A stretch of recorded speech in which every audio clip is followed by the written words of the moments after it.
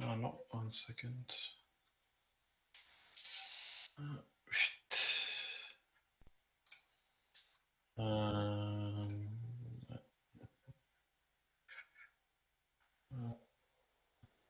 me just switch. Yeah, I think that should be better. Okay, cool.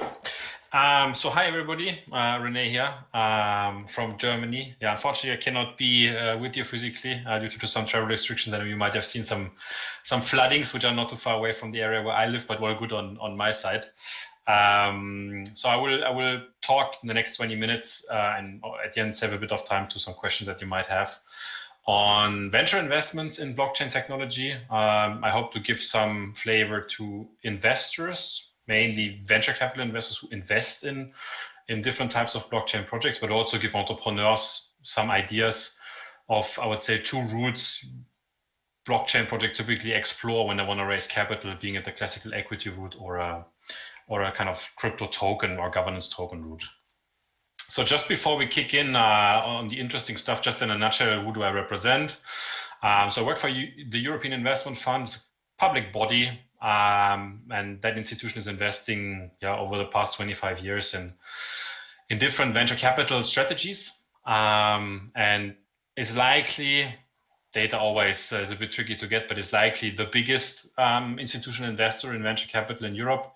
So the mission is pretty much to support all sorts of small companies and innovation, but we do that indirectly. We don't directly invest in these projects and companies. We do that indirectly, mostly within my team in venture capital funds. We invest roughly 1.5 billion per annum. We are roughly a bit over 30 people. We do, I would say, roughly, we have a portfolio of a bit over 500 venture capital funds. And we see, I would say, quite a lot of stuff in Europe. So as I said, we invest in venture capital. What does that mean? Again, we do that indirectly via venture capital funds. We also do that with business angel and sometimes co-investments, but that's a bit specific. 98% of the activities in primary VC funds. And we back pretty much everything from extremely early stage strategies to what some people would call late stage VC, across what you see here, 5 main themes, you could say, or areas. So everything that has to do with blockchain technology is aggregated on our side on something which we call disruptive technology, and has particular fund of funds that tries to support different blockchain strategies. And I'm pretty much working within there. Just to give you a bit of background. And then after that slide here, we go a bit into the blockchain specifics. Blockchain falls a bit on what we call a deep tech or disruptive tech angle. In the blockchain space, it's mostly around the right-hand side of the fund. So there are some, what we call specialized vertical funds in the blockchain space in Europe that are exclusively actually investing in the space, where we have some particular funding for. There's not that much activity in the TT side, a bit here and there are some generalist deep tech funds we also support, but I think the most interesting stuff is on the right-hand side, both for VC funds, but also for entrepreneurs in the space to hear a bit. So that's just as a light background. So what is our background in that space? I would say there are 2, and that will be, I guess, the main part of that talk now, two angles to how blockchain companies are financed in Europe, where you get financing and what VCs and entrepreneurs might consider if they want to raise capital in the space. One is a classical VC equity model, where, through several funding rounds, typically you invest in a company. Typically, these companies, I would say, utilizing blockchain technology as part of their operations, maybe not their core activity, or a lot of the blockchain infrastructure companies are kind of equity transactions.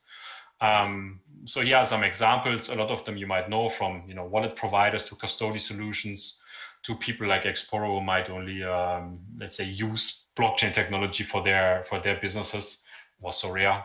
And these are just examples. There are plenty more, and that has historically been, I would say, the predominant focus of a lot of the VC funds, because that's what is known, I would say, and some of the business model, their value accrual works in a classical equity sense. So there we already have quite a few, I would say, exposure already. It's increasing. And on the protocol network model, that's still relatively young, developed mostly with the last, I would say, 2 to 3 years. So here I would say this is when you want to go the route of actually raising capital via, let's say, a crypto token route. Where you think that's the best maybe for your business model.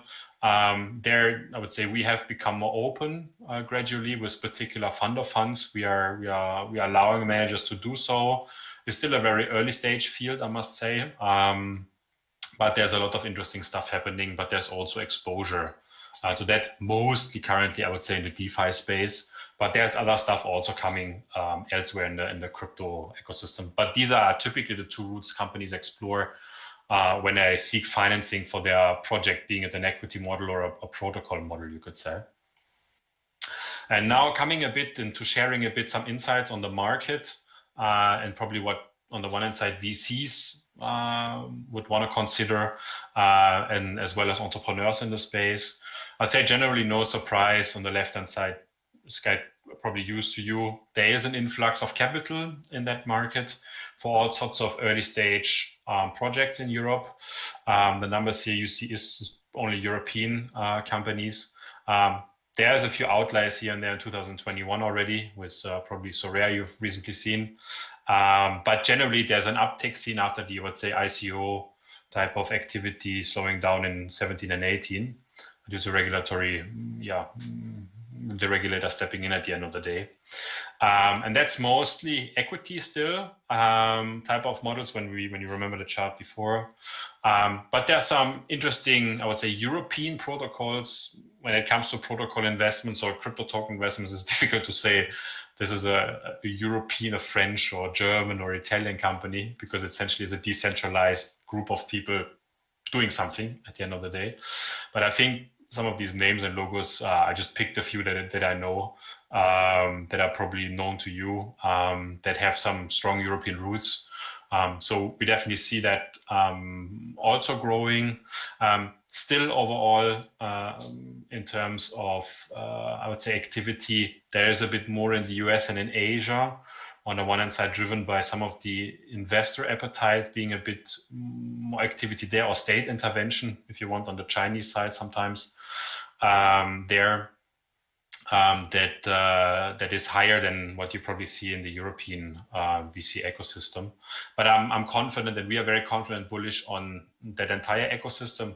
Not only if I distinguish it between equity and crypto protocol investments, but generally the developer activity, the community that's being built, the first interesting and I would say more protocols and companies that are getting significant traction in the space and that move away from, I would say, the initial infrastructure built around wallets, custody solutions, exchanges to probably end user applications at the end of the day, hopefully. So we are very, very bullish on that technology and ecosystem. The question is maybe for you, for the one hand side entrepreneurs, as well as maybe GPs and VCs who are investing in the space, who is kind of investing in blockchain projects in Europe. You probably see two type of intermediaries or investors. Typically, on the one hand side, it's kind of, we call them generalists, shouldn't see from a negative angle. Typically, these are funds who cover a lot of software topics within their investment strategy, and they typically invest opportunistically in the space. They typically have some actually more junior people who have an affinity to blockchain, and it's typically an entry door a bit in that, and that we see here and there a bit. However, these generalists typically do equity deals in the space because crypto token investments are still new for them. And it's not that easy to find sometimes people with a lot of expertise and ties to ecosystem and the things you need in that space. And often they co-invest with kind of vertically focused blockchain funds. And on the right hand side, you see an extract of some of these people. Some we are invested in as EIF. However, here, I think what's interesting is in Europe, you probably can get in touch with roughly 40 teams. A lot of them are very, very small in terms of the capacity to invest, as you see on the right bottom side. Some of the labels here are a bit different or outliers to that, but the majority of funds are way below the 50 million euro fund size. So they can write very, very early small checks, either on the equity side, which they also do, but also in crypto protocols they invest in. But is still relatively small. Globally, still all these specialized crypto funds also in Europe, in terms of their capacity to invest, are relatively small compared to what Andreessen Horowitz, Pantera, Polychain, and others in the US and sometimes in Asia can provide. So it's not at that level. If it needs to be at that level or at differently organized, it's a debate someone can have. Particularly at the protocol level, I think, you only get a certain exposure to the network and not above that. So more capital doesn't necessarily help, but of course you could finance more companies. But still, Europe is still I would say, a bit behind there compared to the funding availability probably in the US and Europe. And we are also trying to make a change there. Maybe for some of you who are maybe VCs or GPs, where do you get funding for your ideas as a venture capitalist? And then we come next kind of slides to the company level again. Mostly you will need to look into specialized crypto funder funds or investors who specialize in the field, who are pretty different to what you see in regular venture capital funds. I put some examples here. There are others. Probably these are kind of well known to a few people.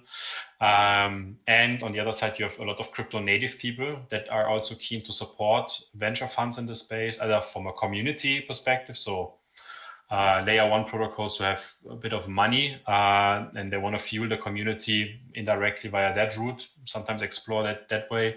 Or you have crypto native individuals who have made money in the space and want to invest also in funds in that space.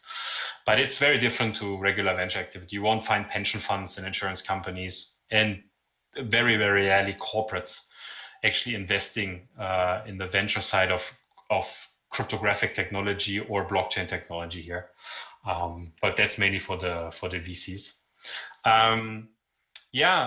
Maybe because a lot of you, I guess, or some of you, of course, are interesting to understand or want to raise capital and do that in the form of crypto token or governance token to incentivize people in the protocol that you're going to build.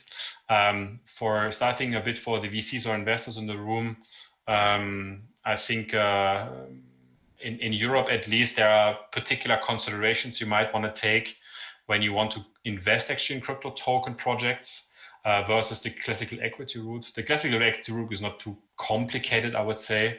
It has some things you need to think about on the underlying company level and the project level when it comes to regulatory elements. But if you actually invest in crypto tokens, it becomes a bit of a different animal in Europe. Unfortunately, I would say there's a big uncertainty around how crypto assets are treated on the European level. Each of the jurisdictions does it a bit differently. That's why if you are VC investing in the space, you need to get a bit acquainted that a lot of these deals will actually happen from a structure perspective outside of Europe, currently mainly in the British Virgin Islands, in Switzerland, or the Cayman Islands. Taxation suddenly has a different twist to it. If you invest in crypto tokens from a fund perspective, it might trigger different tax treatments for you and for your investors when it comes to simple things. When it comes to your participation in form of staking of the initial investments you might have done in the protocol, it can trigger also tax implications for you as an investor in these companies that are not that easy to deal with. And you need to think about different things than compared to a classical generalist maybe, because suddenly you have a digital asset that somebody holds, you hold, the company holds for you. That can be, if you want, stolen, hacked. So there are things to consider than the classically, I would say, notary, paper-based model where your shares are held at the notary on a piece of paper that can hardly be stolen or gotten away from you. Here it's a bit different. So there are things you need to consider. And also when it comes to valuation of these assets, it's a bit of a tricky thing, I would say. Adding up some items, I think you need to get used if you invest in crypto tokens that You require probably different type of value add to these protocols. It's mainly about community building and protocol development versus maybe on the equity world, you have some other focus. The deals are different than in equity. They're typically large syndicates. Sometimes there's actually one single token deal you can do, and you only have a smaller proportion of the network, typically done by SEFTs or equity. Different community dynamics. I mean, in a regular equity deal, you have shareholders of your company you deal with. Yes, you take care about why you are concerned about the stakeholders, but here actually the stakeholders are also shareholders, and you deal with a vast majority of people. Often you have an open source code, and you need to have a good understanding of the technical assessment of that code. It's a bit different to what you sometimes have on the regular equity side. And even though some investors sell that investing in tokens provide early liquidity, particularly in the venture case, we know and investors know is not necessarily the case, either due to lockups or it's still venture. It still takes time until companies are, I would say, developing, and it's not done within a fraction of a second. It just takes time until these projects are built. But those are quite, I would say, the different animal aspects you want to consider as a venture capital investor in that space. I would only recommend to seek advice from people who are active in the space, to not harm yourself too much, and also the companies you work with. It's one route you can go. There are also other opportunities on the equity side still that people can look at.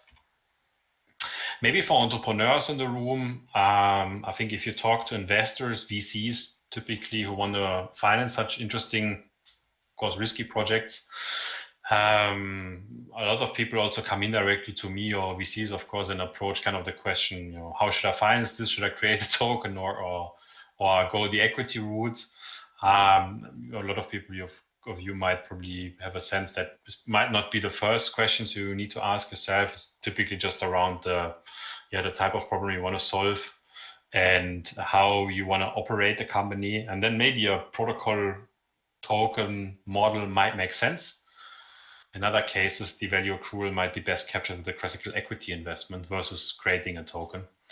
And for you, if you're an entrepreneur in the space, I think even though it's a bit of a hassle and maybe not the nicest topic, but seek legal structure advice for that. A lot of the companies in Europe need to structure if you want to go the crypto token model fundraising route, you need to structure yourself outside of Europe typically because of uncertainty reasons and risk there. And you need to speak to experienced people there to not fall into a trap. I think the most of the thing is community building and showing to your investors and to the people you work with how you're going to build actually that network of a protocol from node operators to users at the end of the day. And also, even though crypto tokens can be a nice route to explore, it also has a certain risk to it. So what kind of your pivot options if the token model doesn't really work? And the actual token design you have chosen, you cannot really get out, and your assets are locked and the liquidity is locked there. How can you get out of that to pivot? There are certain things you can discuss with investors as well who are open to that. But that's just a light overview of the VC ecosystem. So in a nutshell, I guess we are very bullish. We see a lot of stuff. A few specialists, relatively small. If you want to get exposed to crypto tokens in Europe, I would say start talking to people or get advice, both on the VC side as well on the company side, because it's not as trivial as it sounds. And with regulations like MiCA coming up, there might be clarity, but there also might be pushbacks to what you're currently doing. So that for me, just an overview. So thanks very much for your attention. Happy to take any questions.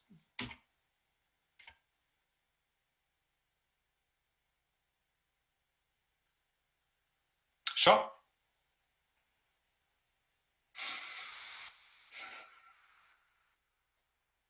Yes, I can hear you. Yeah.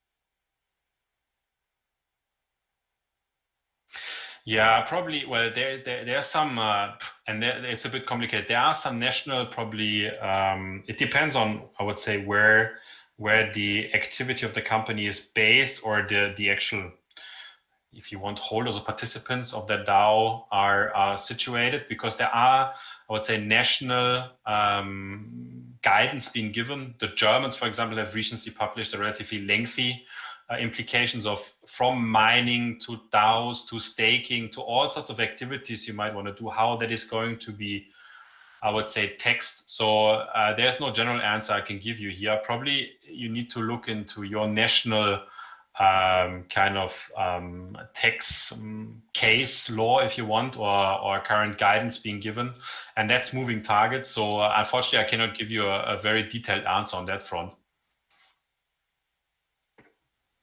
But there will be, like you will see with Mika and other regulations popping in, that there is a very serious treatment of that coming probably up.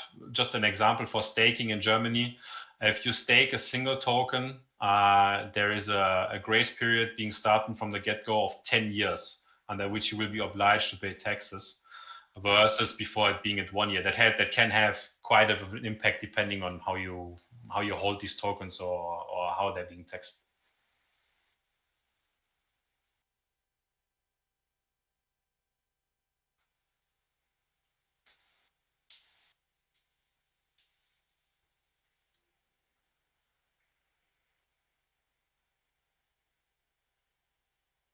Pleasure. You too. Ciao, ciao.